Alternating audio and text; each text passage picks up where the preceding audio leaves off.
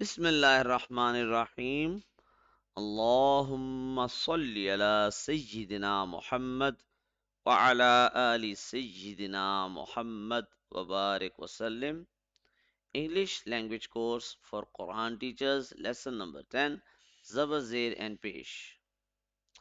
Assalamu alaikum. Read all the letters without signs. तमाम हरूफ को बगैर हरकत के पढ़ें। Today we are going to learn about Zabr. आज हम ज़बर के बारे में सीखेंगे। This sign which you are seeing here, whenever this sign comes above a letter, then we call it Zabr. What do we call it? And it adds an a sound in that letter. Which sound?